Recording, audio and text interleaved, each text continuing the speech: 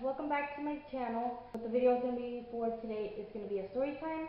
I'm going to be telling you guys and sharing with you guys the story of the time that we got robbed. Okay, so this story happened when we were going into high school freshman year, and we had been over hanging out over the weekend with my stepsister and stepmom and my dad.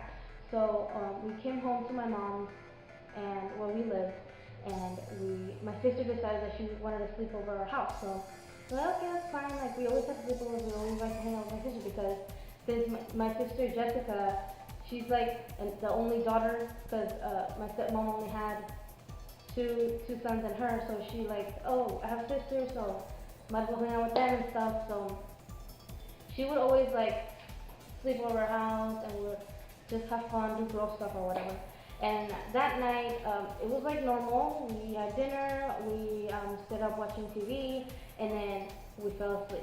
We didn't think nothing of it. It was just a normal night. We didn't hear anything in the night. Like, it was just normal. Then we woke up in the morning, brushed our teeth, and we were getting ready to eat breakfast. And that's when my two sisters, Paola and my other sister, Giselle, they were in the dining area with my mom. And like I could hear that they were like talking like serious, like it was more like whispering, like it was serious. Like in my family, we're always like really happy, really loud, we're laughing, like we're never like seriously talking, like, you know, like something serious. We're just always joking. It's always really fun. So I noticed that the tone of voices were different, so I got out of my room and I went, because we were getting ready to eat breakfast. We were getting ready to eat some huevos con chorizo. And my mom she had like this uncomfortable face, like she didn't look happy, like we knew that there was something going on. We knew something had happened, but we didn't think that it was like that serious. Cause my mom, she would always like talk about her dreams. Like, oh, I had this dream and this happened, and we were like, listen to her, and we're like, oh my god, that's so strange. Like, what if it means this? What if it means that? Or like those type of people that, like, oh, if you dream this and that, it means this. So, like, when she was first like telling us what had happened, at first I thought she was talking about one of her dreams, so I didn't pay good attention. And then when I realized that, like, she was literally talking about like last night at the apartment, like that's when I started like really paying attention. I'm like, wait, what?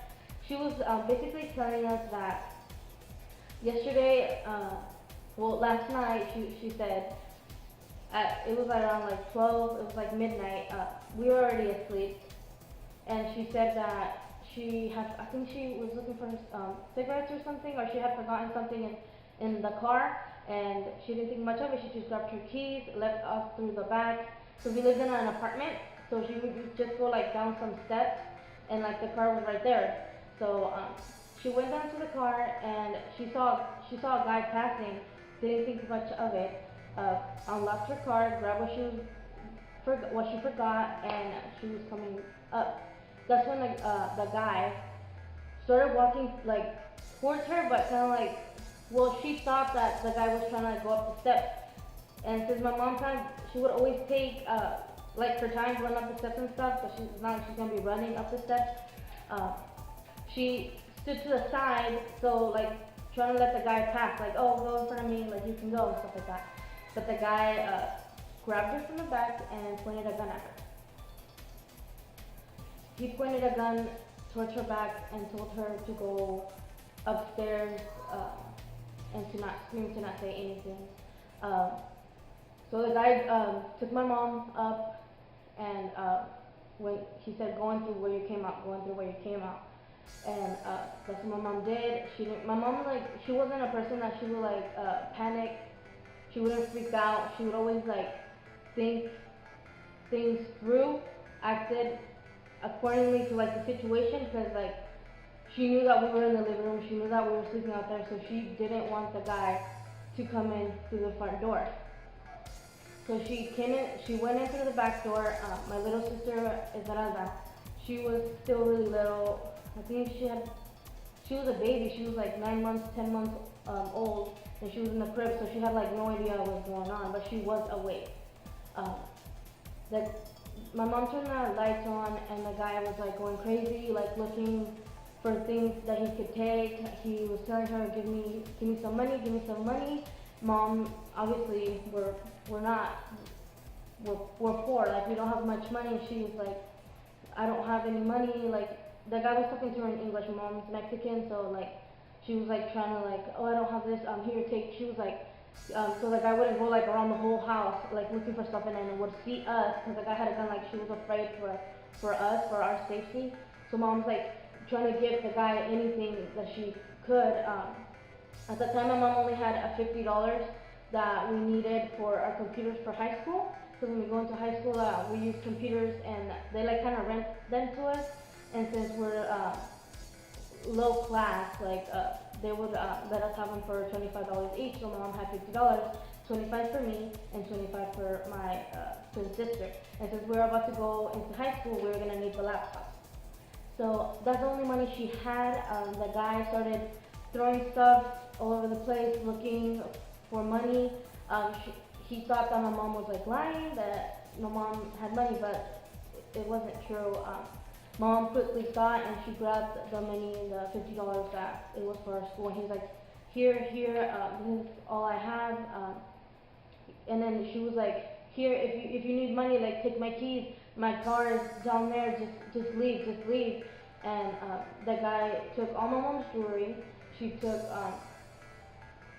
like the money that he had found, the money that my mom gave him, and then he got so frustrated that he said, "Come on, let's go." And he grabbed my mom, and my little sister was like, my little sister didn't know, like she's a baby. She like how is she supposed to know? Like my little sister's just like kind of worried, but like she's a baby, you know.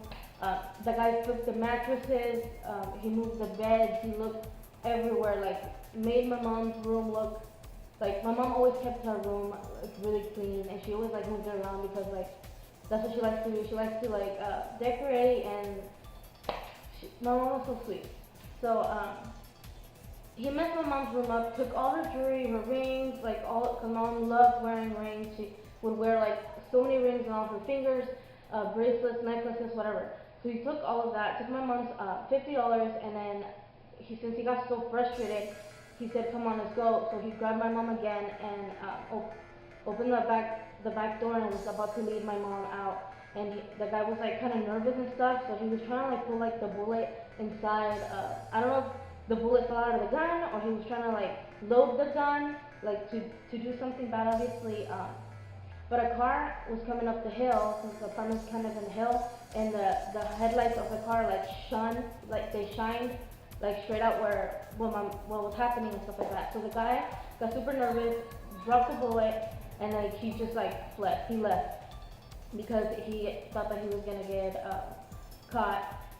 Once that guy started running out, and he started running towards the hill and the woods and stuff like that to hide, my mom quickly closed all the doors and stuff like that, and luckily nothing happened, and we were all okay. She made sure she fixed like the whole room, and made it look like if nothing had happened. And then we were really scared, like we didn't feel safe anymore at the place. It was just horrible. Like what if the guy would have done something to my little sister? Like it would have been really, really bad. So after she told us that, like we were so worried, like oh my god, like what if he would have went to the living room and would have seen us? Like that was like my mom's like most concern, like that he would see us, we would freak out, it would make like the situation worse. But luckily that didn't happen, and the guy just like went through the back door, looked at my mom's room, and like left. And so yeah, like the guy left. My mom, since that day, she was traumatized. Like the guy he was black, and he had like cornrows and stuff like that. So ever since that day, like every time my mom would be like at a gas station, or she would go out to a store and stuff like that, and she would see like a black man, I'm not trying to be racist, but like a black man like walk towards her car, stuff like that, she would always lock it. Like she'd be like, "Come on, let's go." Like she didn't feel safe anymore. She was traumatized.